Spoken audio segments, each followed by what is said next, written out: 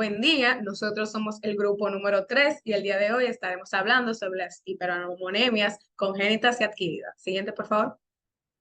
Nuestro grupo está compuesto por Gemma Guzmán, Mabel Santana, Carla Romero, Ashley Marte y yo, Esperanza Castillo. Siguiente. Esta es nuestra tabla de contenido. Estaremos dando una pequeña introducción sobre el tema y el metabolismo de la urea, la hiperammonemia congénita, causa y mecanismo, manifestaciones clínicas de la hiperammonemia congénita, la hiperammonemia adquirida, también su causa y mecanismos, tratamientos de ambas y preguntas del manual al final. Muy bien, comenzaremos con la introducción y los metabolismos involucrados. Siguiente, por favor. Muy bien, entonces, ¿qué es la hiperammonemia? La hiperammonemia es un trastorno metabólico causado por una cantidad excesiva de amoníaco en la sangre. Se considera hiperammonemia la concentración plasmática de amonio superior a los 100 milimol por litro en neonatos y superior a 50 milimol por litro en niños mayores de un mes de vida. El amoníaco es una sustancia compuesta de nitrógeno e hidrógeno y es un componente principal en el ciclo de la urea, que es un proceso que se refiere a la transformación del amoníaco en un compuesto orgánico menos tóxico llamado urea, que más adelante le estaremos especificando y ampliando de este tema.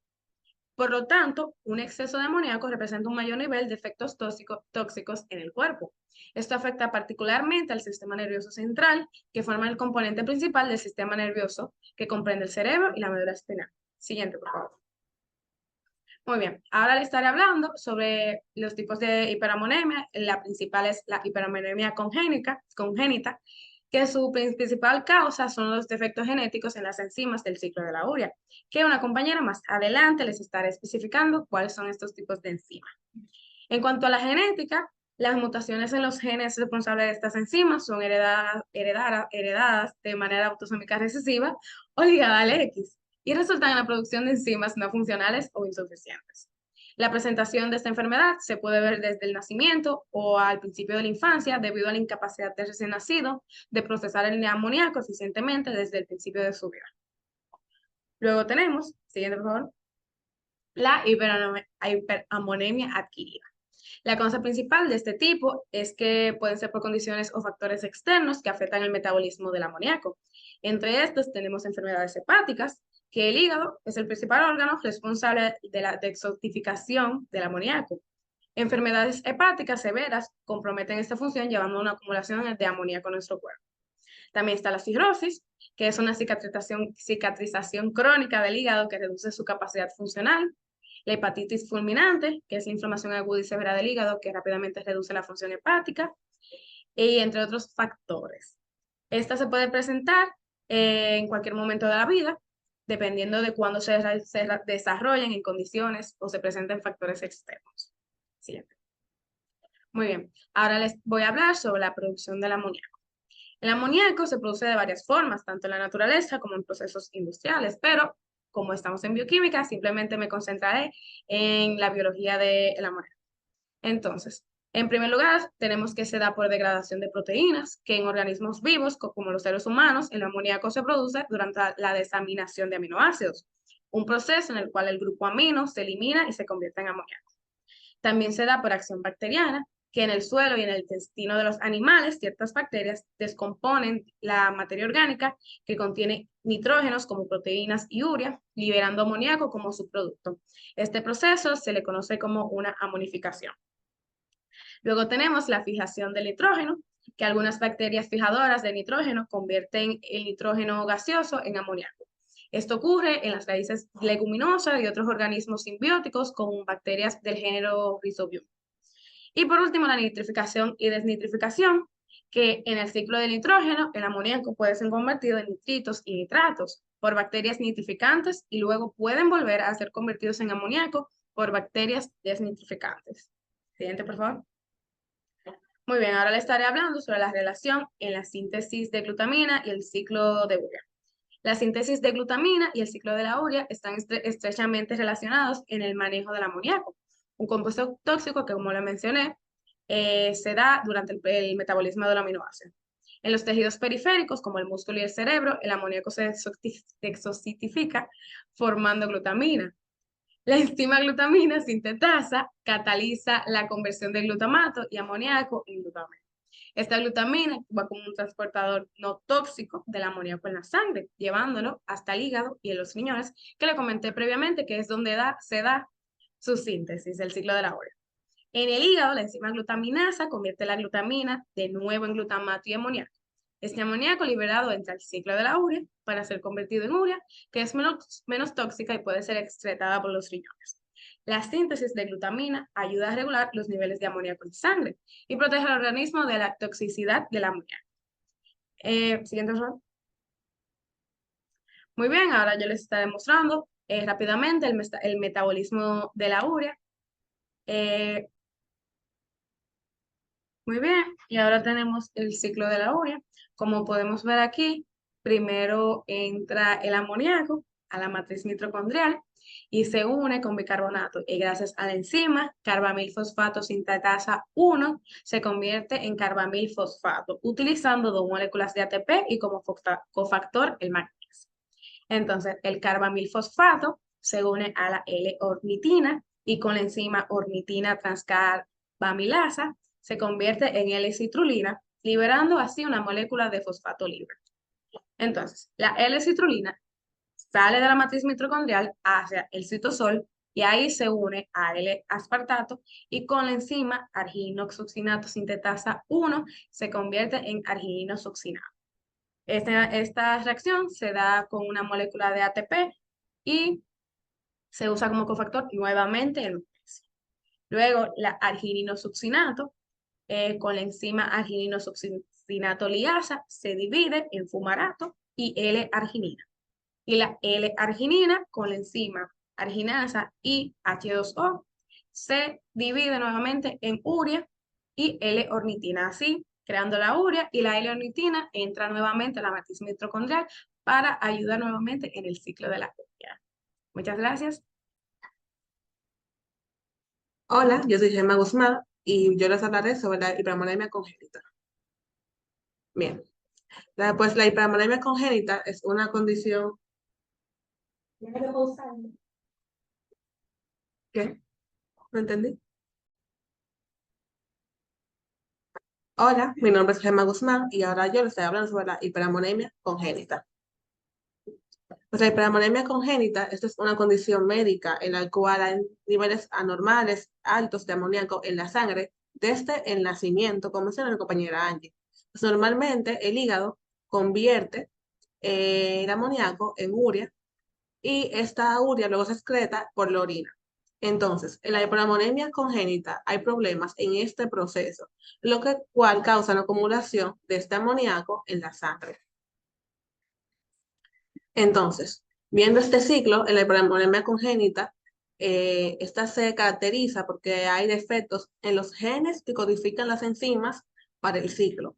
Por ejemplo, tenemos la enzima, la primera, que es la carbamil sintetasa, continúa la ornitina transcamilasa, le sigue la arginino sucinato sintetasa, continuamos con la arginino sucinato liasa y termina con la arginasa. Entonces, las causas, como mencionaba antes, son defectos genéticos en estas enzimas. En la enzima carbamilato fosfatasa sintetasa 1 es el gen CPS1. Si hay un defecto o una falla o una condición en este gen, ya va a causar una hiperamonemia congénita. Está también la otra enzima, que es con el gen OTC, que es la orginina transcamilasa. Seguimos con las siguientes enzimas, el arginino sucinato sintetasa, que es codificado por el gen ASS1, con la arginino sucinato liasa, por el gen ACL, la arginasa 1 por el gen AGR1, y el último gen, o sea, no es una enzima en sí, pero es una enzima que activa, es como un botón que inicia la activación del carbamilato fosfatasa sintetasa 1. Es decir, si hay una deficiencia en este activador, que activa la enzima carbamilato fosfato sintetasa 1, ya va a causar una hiperamonemia desde el inicio del ciclo de la urea. Entonces, ¿qué podemos entender por esta enfermedad? Que si hay un defecto en cualquier enzima del ciclo de la urea o un defecto genético, se denomina hiperamonemia congénita. Gracias.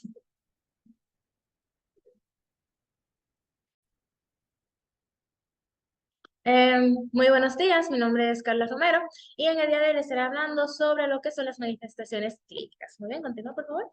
Vamos a comenzar con lo que son los síntomas. El primero con el que estaremos hablando son los cambios en el comportamiento, que o sea, está muy de la mano con lo que es la irritabilidad.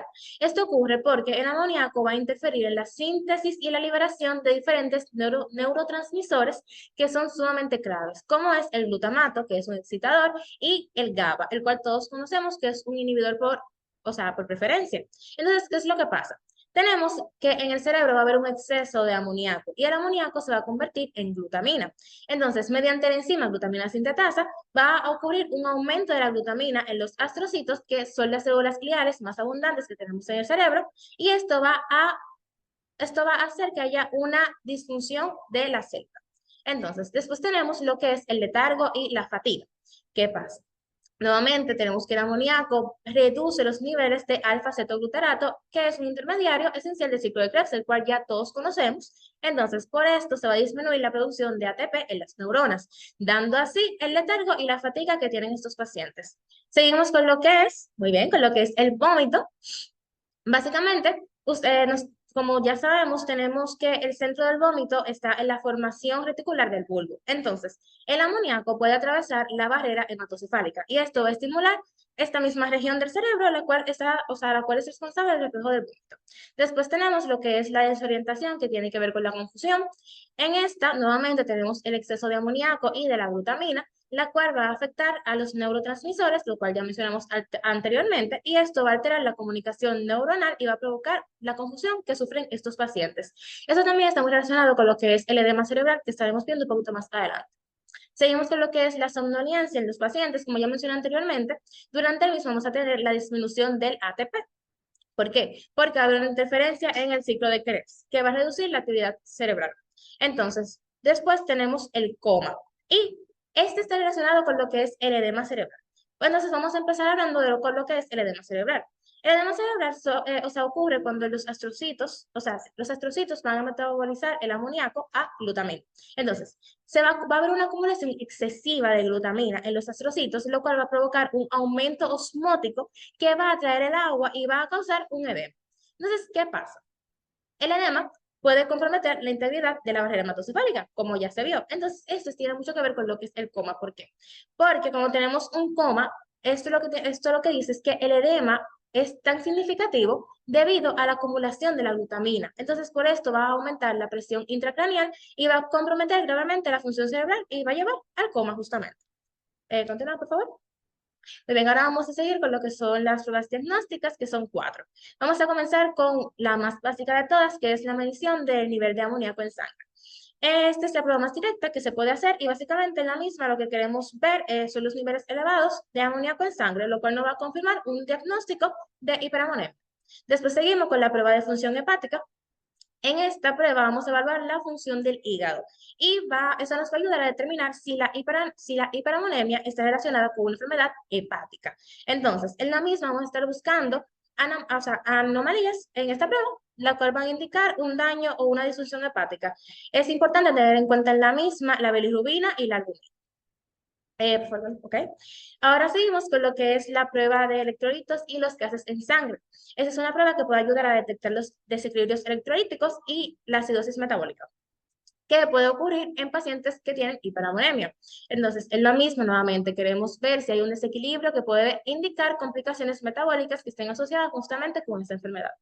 Seguimos con lo que son las pruebas del ciclo de la URI, el cual ya fue explicado. Estas pruebas específicas, o sea, se utilizan para poder evaluar el funcionamiento de las enzimas en justamente el ciclo de la URI. Y nuevamente se está buscando anomalías en los niveles de estos metabolitos que van a indicar un defecto en ese mismo ciclo. Muchas gracias, ha sido todo por mi parte. Muy bien, ahora yo voy a hablar sobre la hiporanemia adquirida, y yo soy Mabel Santana. La hiporanemia adquirida es un tipo de hiporanemia, la cual es una condición en la que se acumula amoníaco en la sangre debido a problemas que afectan la capacidad del cuerpo para eliminarlo. Mayoría de estas causas, como previamente mencionado, son debidas a algún trastorno en el ciclo de la urea. Eso significa que cualquier enfermedad que ataque al hígado y afecte su capacidad para eliminar el amoníaco podría resultar en una hiperamonemia. Por eso podemos ver que en estos tipos de enfermedades hepáticas, como son la cirrosis hepática, la hepatitis y la insuficiencia hepática aguda, no se causa una hiperanemia adquirida. En la cirrosis hepática vemos que hay un hígado en el cual está cubierto por tejido fibrótico que disminuye sus hepatocitos y funciones. Por lo tanto, se reduce su capacidad para detoxificar el amoníaco, convirtiéndolo en urea a través del ciclo de la urea. En el caso de la hepatitis, la inflamación del hígado le impide llevar a cabo sus funciones, por lo cual se hace difícil metabolizar el amonio de manera correcta, llevándolo a un acúmulo de esta. Y al igual que en la insuficiencia hepática aguda, donde la masiva destrucción de hepatocitos compromete la capacidad del hígado para metabolizar el amoníaco, este se reduce drásticamente la conversión de amoníaco a urea. Esta condición también afecta otras vías metabólicas secundarias que podrían ayudar a detoxificar el amoníaco, lo que resulta en una acumulación de amoníaco en la sangre conocida como hiperanemia. En otras causas adquiridas podemos ver los shunt portosistémicos que se pueden desarrollar en respuesta a una disfunción hepática, y estos shunt portosistémicos son desviaciones de la sangre del sistema portal al sistema sistémico, lo que permite que una sangre rica en amoníaco que acaba de salir del tracto gastrointestinal evite el hígado, o sea, no vaya hacia el hígado y entre directamente a la circulación sistémica, lo que causa una acumulación de amonio en la sangre. En la enfermedad renal crónica, tenemos que la tasa de filtración glomerular disminuye progresivamente. Esto resulta en una disminución de la excreción de urea y amoníaco, lo que lleva a una acumulación de estos compuestos en la sangre. A medida que la función renal va disminuyendo, la capacidad de los riñones para eliminar la urea se ve comprometida. Entonces, esta urea se acumula y puede ser descompuesta por bacterias ureolíticas en el intestino que producen amoníaco que puede ser reabsorbido por la circulación sistémica, llevando así a una hiperamonemia. Y como ya han mencionado mis compañeras anteriormente, tenemos que cualquier trastorno en el ciclo de la urea, ya sea por alguna falta de enzima o algún problema congénito, este va a interferir con la capacidad del hígado para metabolizar el amoníaco y se acumulará en la sangre. Otros factores precipitantes que podemos ver que te pueden causar una hiperamonemia tenemos principalmente una dieta rica en proteínas y aminoácidos, la que puede causar una elevación de amoníaco, ya que ese tipo de dietas van a llevar a una gran cantidad de aminoácidos que puede que interfiera con la velocidad del cuerpo para poder metabolizarlas. También tenemos que algunos medicamentos pueden ser hepatotóxicos, es decir, que pueden dañar a la función del hígado, lo que va a interferir con su función para metabolizar el amoníaco. Y por último, la intoxicación por alcohol puede también afectar la función hepática, causando una hiperamonemia, ya que sabemos que una intoxicación por alcohol interfiere con las funciones del hígado. Además, si esta es constante, como es en pacientes alcohólicos, este puede llevar a una cirrosis hepática, como la que vimos anteriormente, que puede causar una hiperamonemia.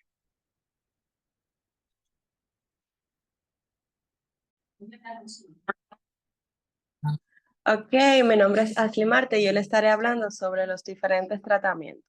Para eso vamos a empezar con el tratamiento de las hiperamonemias congénitas. Se centran en varios enfoques claves.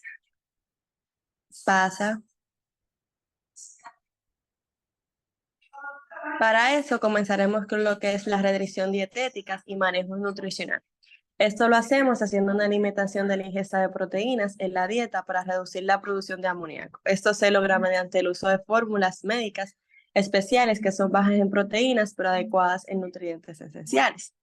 Por otro lado, tenemos el uso de fármacos y suplementos como son fármacos como el fenilbutirato y benzoato de sodio. Pase el slide.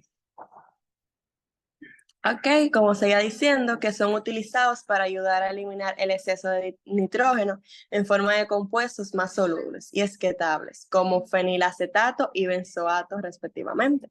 Siguiente slide. Ahora vamos con los distintos suplementos. Entre estos suplementos yo me centré en lo que fue la arginina y la citrulina, que son aminoácidos que pueden ser administrados para estimular el ciclo de la urea, facilitando la eliminación del amoníaco. Siguiente. También tenemos diferentes terapias emergentes, como son la terapia genética, que en desarrollo para corregir algún defecto genético que ya el paciente venga con ella desde el nacimiento, responsable de la hiperamonemia congénita, o en casos más severos está considerado un trasplante de hígado donde el hígado donado puede proporcionar la función enzimática necesaria para metabolizar el amoníaco correctamente. Estos enfoques terapéuticos no solo buscan controlar los niveles de amoníaco en sangre, sino también prevenir complicaciones neurológicas graves asociadas con la acumulación de amoníaco, como la encefalopatía hiperamonémica. El tratamiento es individualizado y requiere una monitorización cuidadosa para ajustar la terapia según la respuesta del paciente. Siguiente slide.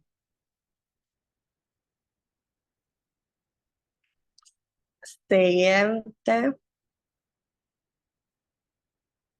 Ahora pasaremos a hablar sobre los tratamientos de la hiperamonemia, de las hiperammonemias, pero adquiridas, en los cuales me traté de enfocar como para empezar en el manejo de la insuficiencia hepática, tratar la causa subyacente que está afectando la función del hígado atrás, el del hígado, ya sea pues enfermedades hepáticas agudas como hepatitis fulminante o crónicas como cirrosis. También tenemos el uso de la lactosa y antibióticos, como podemos ver en las imágenes, que la lactulosa se administra para acidificar el contenido intestinal, lo cual ayuda a disminuir la absorción de amoníaco desde el intestino hacia la circulación sanguínea. También tenemos antibióticos como la rifacimina, que reduce la producción de amoníaco al modificar la flora bacteriana en el intestino, lo que disminuye la carga de amoníaco absorbido. Siguiente slide. Y como por último, tenemos lo que es medidas de soporte. Entre estas tenemos lo que es la monitorización neurológica, que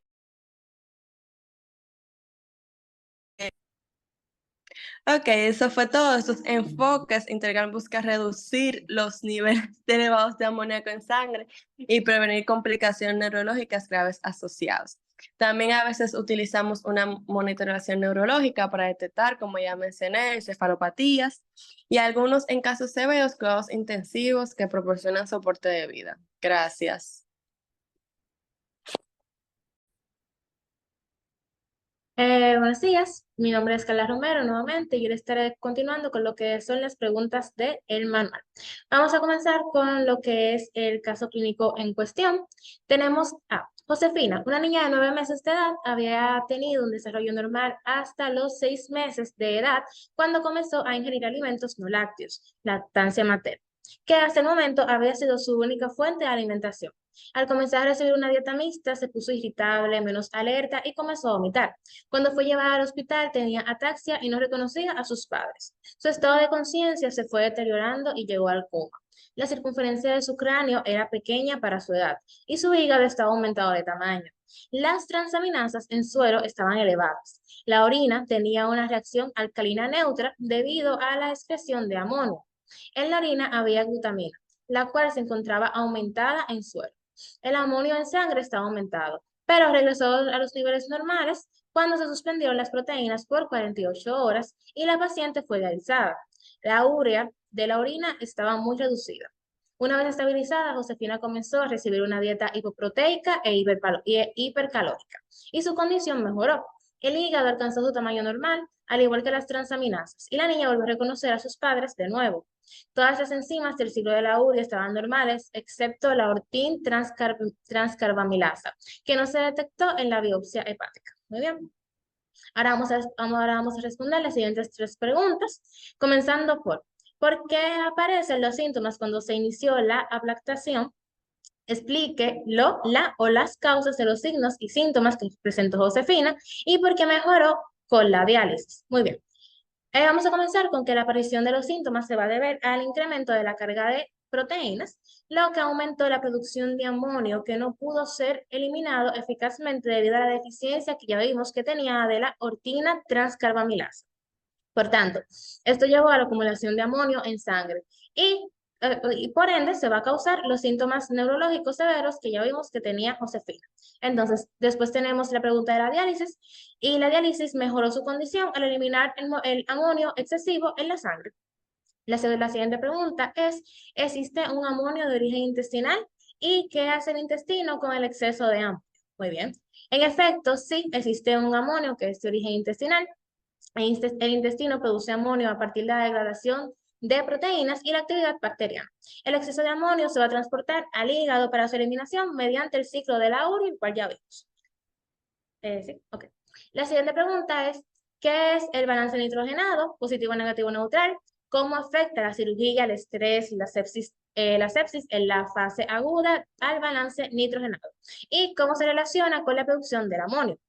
Ok, vamos a comenzar con que el balance nitrogenado es el cual mide la diferencia entre la ingesta de nitrógeno y la excreción del mismo. Entonces tenemos positivo, negativo y neutral.